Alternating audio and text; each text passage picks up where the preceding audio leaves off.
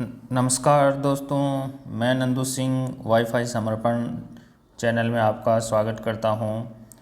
हमने पिछली वीडियोज़ के में वर्ण विचार पढ़े थे हिंदी के, और उनके ऊपर मैं आज शानदार एक वर्ण विचार प्रश्नोत्तरी लेकर के आया हूं। अभ्यासार्थ प्रश्न लेकर के आया हूं। आप अपना मूल्यांकन कीजिए कि आप कहां तक है, याद हुआ है आपको, आप किस प्रकार के सवाल आ रहे हैं, ये सब आप अपना आज मूल्यांकन कर सकते हैं। ये सब वर्ण विचार प्रश्नोत्तरी के ऊपर है।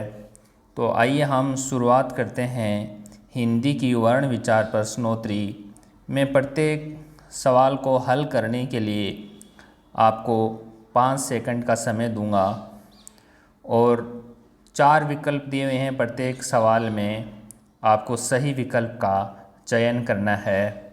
आप वीडियो को पॉज करके भी हल कर सकते हैं। तो आइए हम वर्ण विचार प्रश्नोत्तरी शुरुआत करते हैं। एक शानदार टेस्ट सीरीज की शुरुआत करते हैं। पहला सवाल देखिए आप कि निम्नलिखित में से वृत्ताकार स्वर नहीं है। कौन सा है जो वृत्ताकार स्वर नहीं है? देखिए आप यहाँ पे वृत्ताकार स्वर पूछे हैं। मैंने आपके स्वरों के भेद 2 बताए थे, वृत्ताकार और अवृत्ताकार। वृत्ताकार स्वर वे होते हैं जिनमें होठों की आकृति गोलाकार होती है। जब उच्चारण करते हैं तो होठ गोलाकार आकृति बनाते हैं। तो देखिए यहाँ कौन सा होगा। वृत्ताकार की यहाँ पे बात की गई है, तो आप हल कीजिए। ए में है उ, बी में उ दीर्घ उ है, सी में ओ, डी में ए। इनमें से सही उत्तर क्या होगा? वृत्ताकार स्वर नहीं है। देखिए आप नहीं पूछा है, इनमें से सभी है लेकिन एक नहीं है विकल्प। तो देखिए इसका सही उत्तर होगा डी। डी होगा इसका सही उत्तर। कि जो यहाँ पर ए है, ये ए वृत्ताकार स्वर नहीं है। आप उच्चारण करके देखिए, जब हम ए का उच्चारण करते हैं तो होठ गोलाकार आकृति नहीं बनाते हैं। अन्य अंश में देखिए उ, ऊ, ऊ, ओ सब में है लेकिन ए में नहीं है। तो यहाँ वृत्ताकार स्वर ए नहीं है। ए अवृत्ताकार स्वर है। अगला सवाल देखिए, निम्नलिखित में से पश्च स्वर नहीं है। देखिए यहाँ पश्च स्वर पूछा गया, पश्च स्वर नहीं है। अग्र, मध्य और पश्च 3 प्रकार के आपको बताए थे। तो पश्च स्वर कौन सा नहीं है? देखिए ई, ओ, उ, औ। देखिए पहले में ई, बी में ओ, सी में उ, डी में औ। तो कौन सा पश्च स्वर नहीं है? बाकी पश्च स्वर है, एक नहीं है। तो यहाँ आप देख लीजिए कि ई, उ, री ये सब अग्र स्वर में आते हैं। ओ, उ, औ ये कौन से हैं? पश्च स्वर है। तो यहाँ ए नहीं है, ई होगा। यहाँ पे विकल्प कौन सा सही होगा? ए सही होगा। अगला सवाल देखिए कि अर्थ के स्तर पर भाषा की लघुतम इकाई क्या है? देखिए इस लाइन का ध्यान दीजिए आप कि अर्थ के स्तर पे पूछा गया है। भाषा की सबसे छोटी इकाई पूछी गई है। अर्थ के स्तर पर भाषा की लघुतम इकाई पूछी गई है। यहाँ आप ध्यान दीजिए, सवाल को समझना बहुत ज़रूरी है। ए में ध्वनि, बी में वर्ण, सी में शब्द, डी में वाक्यांश। तो सबसे छोटी इकाई, लेकिन किसके आधार पे? अर्थ के आधार पे। तो देखिए अर्थ के आधार पर, यानी ऐसी इकाई जिसका अर्थ भी निकलता हो। तो यहाँ ध्वनि नहीं होगा, वर्ण भी नहीं होगा क्योंकि इनका अर्थ नहीं निकलता है, वाक्यांश भी नहीं होगा, यह होगा शब्द। सी सही होगा कि अर्थ के आधार पर भाषा की लघुतम इकाई शब्द है। लेकिन यही सवाल ऐसे आता, सीधा इतना ही सवाल आता कि भाषा की लघुतम इकाई क्या है। तो यहाँ हम ध्वनि कर सकते थे। यदि विकल्प में ध्वनि नहीं होता तो हम वर्ण कर सकते थे। लेकिन यहाँ पर्सन के अनुसार सही विकल्प होगा सी। अगला सवाल देखिए, ओइम को किस तरह का स्वर माना जाता है? देखिए ओइम को किस तरह का स्वर माना जाता है। ये ओइम है। देखिए हमने चर्चा की थी पहले वीडियोज़ के अंदर कि दीर्घ स्वर है, लघु स्वर है, प्लुत स्वर है। तो यहाँ ये किस प्रकार का होगा ये देखिए आप। यहाँ पे देखिए ए में क्या है, दीर्घ स्वर, बी में लघु स्वर, सी में गो स्वर, डी में प्लुत स्वर। तो दीर्घ स्वर और लघु स्वर घोष नहीं होंगे, या सही विकल्प क्या होगा, डी होगा। ओइम को प्लुत स्वर माना जाता है, वर्तमान में ये नहीं चलता है, वैदिक काल में चलता था। अगला सवाल देखिए, स के साथ री की मात्रा जोड़ने पर कौन सा वर्ण बनता है? ये देखिए आप कि स के साथ मात्रा किसकी, री की, री एक स्वर है, कि मात्रा जोड़ने पर कौन सा वर्ण बनेगा? ए में श्रेय, बी में श्री, सी में श्री, देखिए से के नीचे ये इस प्रकार से लगा हुआ है, डी में सरी। तो सही विकल्प क्या होगा? आपके सामने 5 सेकंड का समय है, ज़रा सोच करके बताइए, लिखिए, अपना मूल्यांकन कीजिए। तो स के साथ री जोड़ने पर ये संयुक्त व्यंजन है, तो यहाँ पे स के साथ जब री जोड़ेंगे तो सही क्या होगा, श्री होगा। देखिए सही विकल्प इसका बी होगा, श्री होगा। स के नीचे ये देखिए ये र है, ये री है, सॉरी ये री है, तो यहाँ री पूछा गया है, तो इसका सही विकल्प बी होगा। अगला देखिए, निम्नलिखित में से, छठा सवाल है, निम्नलिखित में से संयुक्त व्यंजन है। देखिए पूछा क्या है, संयुक्त व्यंजन पूछा है। मैं आपको पहले ही बता चुका हूँ, पहले जो वीडियोस थे उनके अंदर, कि संयुक्त व्यंजन 4 होते हैं, और यहाँ संयुक्त व्यंजन पूछा है। ए में देखिए डी, बी में देखिए त्रय, सी में प, डी में र। बताइए आप कौन सा होगा? इसका सही विकल्प होगा बी, बी सही विकल्प होगा। त्रय है, ये क्या है, संयुक्त व्यंजन है। संयुक्त व्यंजन हमने 4 पढ़े थे, कषय, त्रय, झें और श्रय। ठीक है। अगला सवाल देखिए, जिस स्वर के उच्चारण में 2 मात्रा का समय लगता है उन्हें क्या कहते हैं? देखिए हमने ये स्वरों के समय अध्ययन किया था कि जिसके उच्चारण में 1 मात्रा का समय लगता है उन्हें क्या कहते हैं, 2 मात्रा का समय लगता है उन्हें क्या कहते हैं, 3 मात्रा का समय लगता है उन्हें कौन से स्वर कहते हैं। तो यहाँ देखिए 2 मात्रा का समय का पूछा गया है। ए में गुरु स्वर, बी में मूल स्वर, सी में संयुक्त व्यंजन, डी में लघु स्वर। देखिए पूछा है जिस स्वर के उच्चारण, स्वर का पूछा है, तो यहाँ पे होगा 2 मात्रा का समय लगने वाला है। सही विकल्प क्या होगा इसका, ए होगा, ए होगा यहाँ सही विकल्प गुरु स्वर। गुरु या दीर्घ स्वर कहते हैं इसे, मूल स्वर नहीं होगा, क्योंकि मूल स्वर में 1 मात्रा का समय लगता है, ए ई उ री होता है। संयुक्त व्यंजन अलग होते हैं, कषय, त्रय, झें होते हैं, तो ये भी नहीं होगा। और लघु स्वर और मूल स्वर एक ही होते हैं, ये भी नहीं होगा, ये भी नहीं होगा। सही होगा गुरु स्वर, ए सही होगा। अगला सवाल देखिए, किस वर्ण का उच्चारण स्थान कंठ तालु है? यह हमने जब उच्चारण स्थान के आधार पर वर्णों का वर्गीकरण पढ़ा था उस समय हमने अध्ययन किया था। तो यह पूछा है कि किस वर्ण का उच्चारण स्थान कंठ और तालु के संयोग से होता है।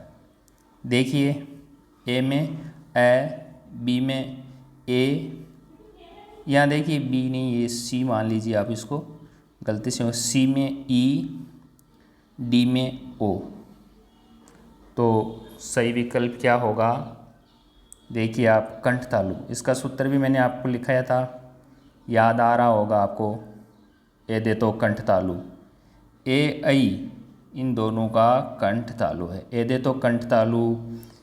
तो यहाँ सही विकल्प होगा बी, बी सही होगा।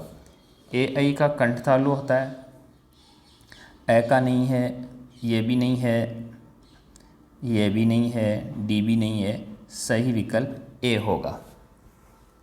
ए मतलब ये बी विकल्प में जो सही है वही होगा।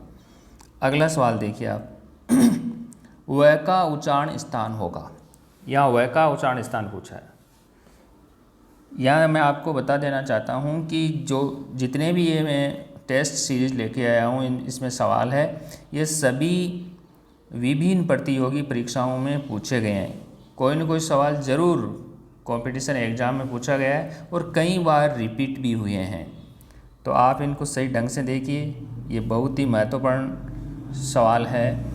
यहाँ देखिए 9वां सवाल कि वह का उच्चारण स्थान होगा, वह का उच्चारण स्थान कौन सा होगा? यही अपन सूत्र से याद कर सकते हैं।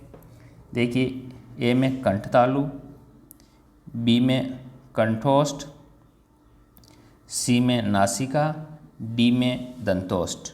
सही विकल्प क्या होगा बताइए, आप अपना सोचिए ज़रा, मूल्यांकन कीजिए।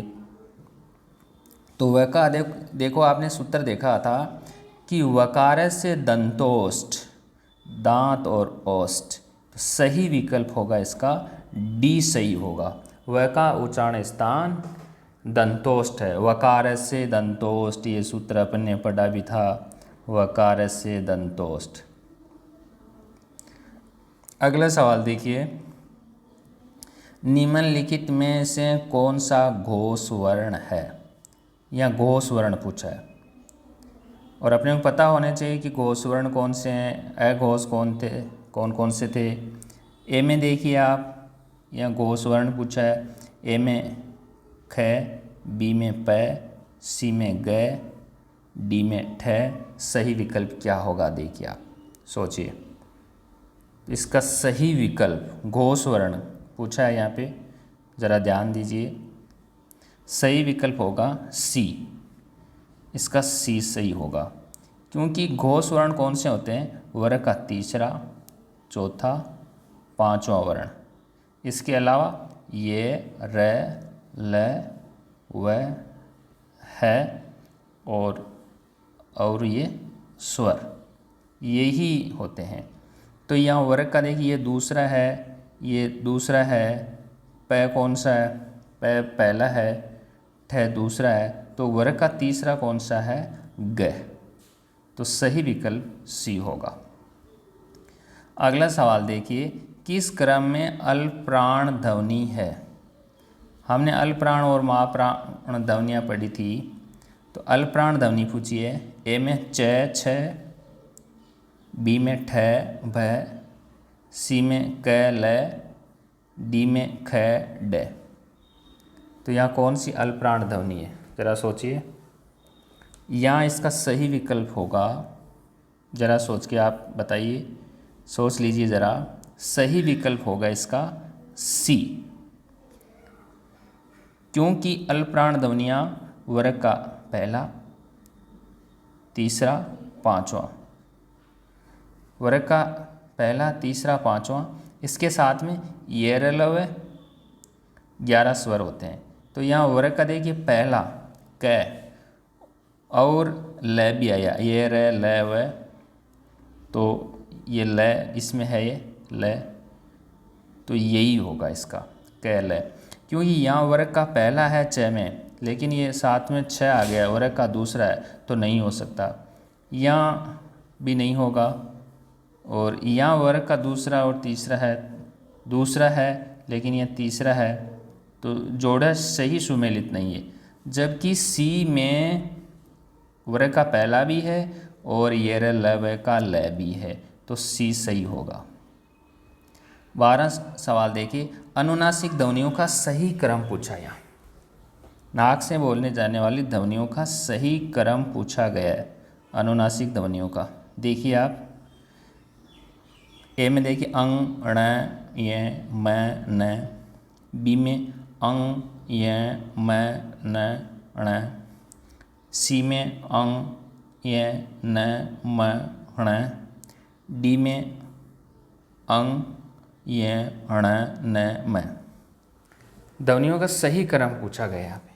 देखिए पहले क वर्ग आता है, तो पहले क वर्ग का अंग पांचवा वर्ण देखिए अंग है।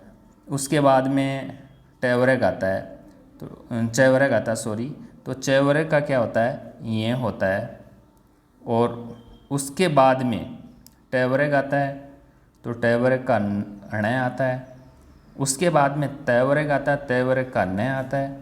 और फिर प वर्ग आता है, प वर्ग का म आता है। तो यहाँ सही विकल्प होगा डी सही होगा, क्योंकि देखिए आप क वर्ग का पंचम, क वर्ग के बाद में च वर्ग आता है, ये भी उसका पंचम, च वर्ग के बाद में ट वर्ग आता है, ये उसका अण है। और ट वर्ग के बाद में त वर्ग आता है, त वर्ग का न। और त वर्ग के बाद में प वर्ग आता है। यानी जो क ख ग घ होते हैं ये क्रम से हैं, तो यह सही विकल्प होगा डी सही होगा। अगला सवाल देखिए, किस क्रम में अंतस्थ व्यंजन नहीं है। देखिए आप परीक्षा में सवाल को सही ढंग से पढ़ना है आपको, क्योंकि हम वहाँ जो परीक्षा में दबाव रहता है, दबाव में इसी सवाल का एक उदाहरण ले लीजिए, किस क्रम में अंतस्थ व्यंजन है, यूँ पढ़ लेते हैं अपन, जबकि यहाँ पूछा क्या है, नहीं है। तो जल्दीबाजी में ये गलत हो जाता है सवाल से। तो सवाल को परीक्षा में सही ढंग से पढ़िए आप, उससे आप ज़रूर पेपर को अच्छा करेंगे। तो किस क्रम में अंतस्थ व्यंजन नहीं है, देखिए ए में ये, बी में है, सी में र, डी में ल।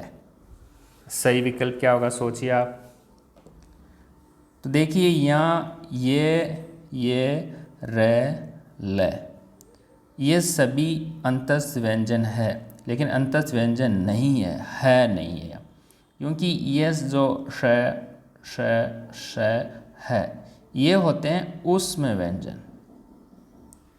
तो यह सही विकल्प क्या होगा कि अंतस्थ व्यंजन नहीं है, बी सही होगा इसका, बी सही। अगला सवाल देखिए आप, कषय वर्ण किन ध्वनियों के मेल से बना है। ये प्रश्न कई बार परीक्षा के अंदर पूछा जा चुका है, विभिन्न तरीकों से घुमा घुमा करके इसको सवाल को पूछते हैं। कषय वर्ण किन ध्वनियों के मेल से बना है। जब हमने संयुक्त व्यंजनों की चर्चा की थी उस समय ये चीज़ वहाँ पढ़ी थी। तो कषय वर्ण किन ध्वनियों के मेल से बना है, देखिए आप, ए में क श, क के हलंत है, श के नहीं है। बी में क श दोनों के हलंत है। सी में क के हलंत है लेकिन श देखिए चेंज है, दंत है। इसी प्रकार डी में क श, देखिए यहाँ पर भी तालव्य है। तो कौन सा सही होगा, तो इसका सही विकल्प होगा ए सही होगा। ए क्यों होगा सही कि क के हलंत है लेकिन श के नहीं है। मैंने उस समय आपको वीडियोज के अंदर बताया था कि पहले वाले जितने भी होंगे उनके हलंत आते हैं, बाद वालों के नहीं आते हैं।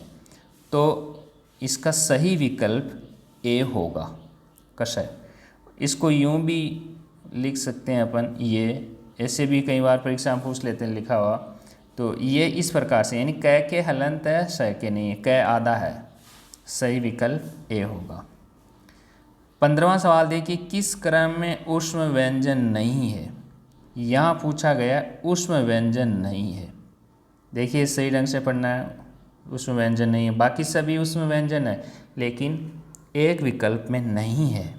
तो वो कौन सा विकल्प होगा, ए में श, ए में श है, बी में ये है, सी में श और डी में श। तो सही क्या होगा, देखिए यहाँ सही विकल्प बी होगा। श, श, श, श, ये तीनों ही ऊष्म व्यंजन है, लेकिन ये नहीं है। ये क्या है? अंतस्थ व्यंजन है। तो इसका सही विकल्प बी होगा। 16वां सवाल, हिंदी वर्णमाला में कुल स्वर पूछें। कितने स्वर है हिंदी वर्णमाला में? देखिए हिंदी वर्णमाला में स्वर पूछें। ए में 11, बी में 14, सी में 10, डी में 13। तो हिंदी वर्णमाला में कुल स्वरों की संख्या कितनी है? 11 है। सही विकल्प ए होगा। कुछ पुस्तकों में 10 लिखा है। ऐसा नहीं है कि ये पहले कई प्रतियोगी परीक्षाओं में पूछा जा चुका है, तो इसमें सही विकल्प आपको ए मानना है, 11 स्वर मानने। अगला सवाल देखिए, लुंठित वर्ण है। लुंठित वर्ण पूछे गए हैं। लुंठित और परकंपित एक ही होते हैं। देखिए ये मैंने आपको उस समय बताया भी था। लुंठित या परकंपित वर्ण, ए में ल, बी में ये, सी में व, डी में र। सही विकल्प क्या होगा ज़रा सोचिए। लुंठित या परकंपित, इसका सही विकल्प होगा र। लुंठित या परकंपित र होता है, डी होगा इसका। मैंने उस समय आपको एक ट्रिक भी बताई थी, लुम्पर। लुम्पर का मतलब लुंठित और पैक का मतलब परकंपित, और इसके नीचे जो र लिखा है ये र था। लुंठित या परकंपित वर्ण र होगा यहाँ, तो डी सही होगा। अगला सवाल देखिए 18वां, लरी, तैवरक, ल, श व्यंजनों का उच्चारण स्थान क्या है? यहाँ पूछा क्या गया? उच्चारण स्थान है। कौन सा है? ए में कंठे, बी में तालवे, सी में मूर्धन्य और डी में दंते। तो इसका सूत्र एक संस्कृत का सूत्र भी था, आपको याद आया होगा। लरी तुलसानाम दंते, लरी तुलसानाम दंते। तो सही विकल्प डी होगा। कंठे का अकु विसर्जनीय नाम कंठे था। तालवे का इच्चु ऐसा नाम तालवे तालु था। ऋतु रसा नाम मुर्दा था और लरी तुलसा नाम दंता था। तो इनका सही उच्चारण डी होगा, इसका सही विकल्प डी।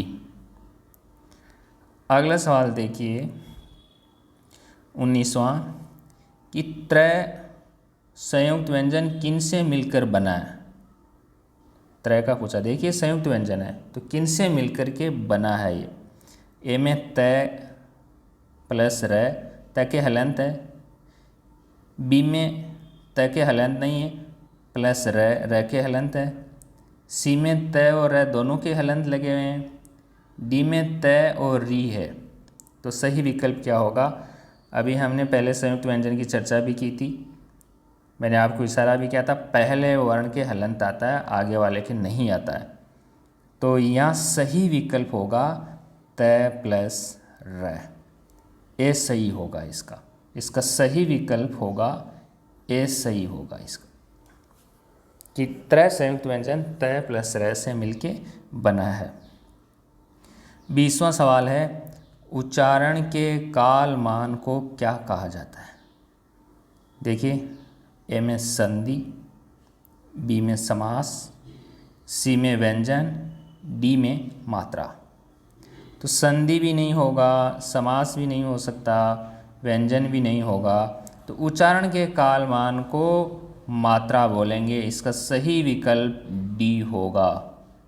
डी सही होगा, ये मात्रा बोलेंगे उसको। अगला सवाल देखिए 21वां, प और फ का उच्चारण स्थान क्या है? प और फ का उच्चारण स्थान वही है जो उच्चारण स्थान के आधार पर हमने सूत्रों की बात की थी। ए में कंठे, बी में तालवे, सी में दंते, डी में ओष्टे। तो प और फ का उच्चारण स्थान क्या होगा? ज़रा सोचिए आप, बहुत ही आसान सवाल है। प और फ जब हम उच्चारण करते हैं तो भी वो हिलते हैं, तो प और फ का होगा ओस्टे, होठ हिलते हैं। आप देख उच्चारण करके देखिए, आप प फ होठ हिलते हुए नजर आएंगे, क्योंकि कंठ भी नहीं होगा, तालव्य भी नहीं होगा, दंते भी नहीं होगा, यह होगा उप उपद्यमान या नाम ओस्टे। डी सही होगा इसका विकल्प डी। सवाल संख्या 22वां देखिए, किस क्रम में पार्श्विक व्यंजन है? पार्श्विक व्यंजन पूछा है यहाँ देखिए, पार्श्विक व्यंजन। तो पार्श्विक व्यंजन कौन सा होगा? पहले में ट, बी में ठ, सी में ल, डी में च। याद कीजिए, एक ट्रिक भी बताई थी, इसका सही विकल्प होगा सी। आपको मैंने उस समय एक ट्रिक बताई थी, पाल, पार्श्विक व्यंजन लय होता है। जब उच्चारण करते हैं तो जीभ के दोनों ओर बगल से वायु निकलती है, पार्श्विक लय। तो आप पाल याद रखना ट्रिक से, पाल है, पा का मतलब पार्श्विक, लय का मतलब लय, पार्श्विक व्यंजन। 23वां सवाल देखिए, घे वर्ण किन वर्णों के संयोग से बना है? या घे, ये वेरी इंपॉर्टेंट क्वेश्चन है, ये बार बार परीक्षा में पूछा जा रहा है। घे वर्ण, और ये झे, अपन इसका उच्चारण सही तो झे होता है, अपन अमूमन घे बोलते हैं इसको। आप झे बोलना शुरू कर दीजिए, आपको याद रहने लग जाएगा झे। तो देखिए, ये ए में ग प्लस ये, और ग के देखिए यहाँ हलंत है। बी में ज प्लस ये, ज के हलंत है। सी में ज और ये दोनों के हलंत है। डी में ग के हलंत है और ये के भी हलंत है। तो सही विकल्प क्या होगा? ये प्रश्न बहुत ही महत्वपूर्ण है परीक्षा की दृष्टि से।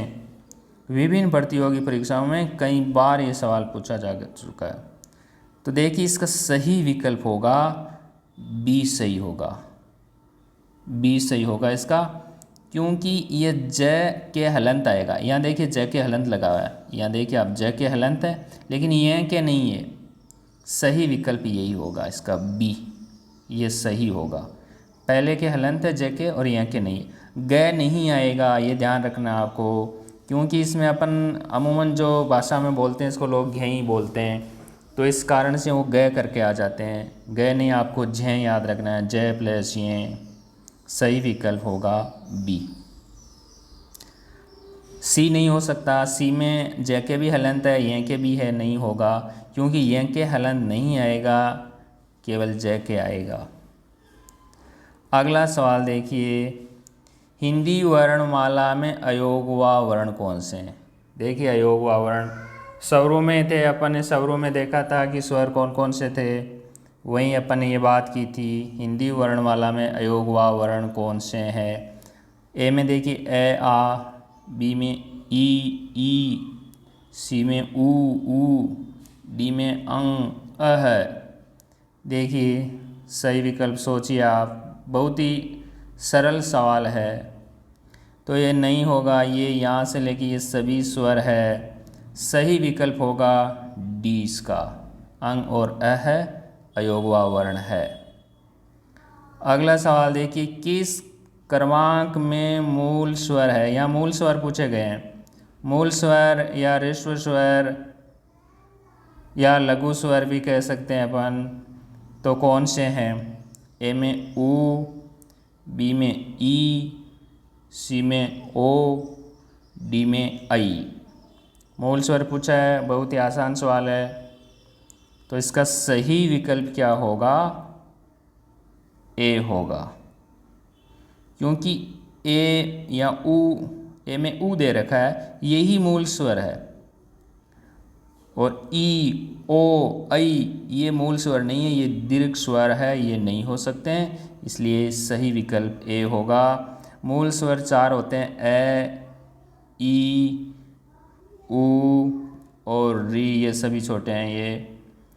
अगला सवाल देखिए, निम्नलिखित में से कौन सा ट वर्ग नहीं है? यहाँ देखिए ट वर्ग नहीं है, यहाँ ये ध्यान रखना, ट वर्ग में नहीं आता है।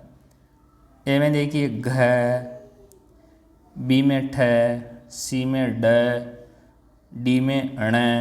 तो सही विकल्प क्या होगा जो ट वर्ग में नहीं आता? बहुत ही आसान सवाल है।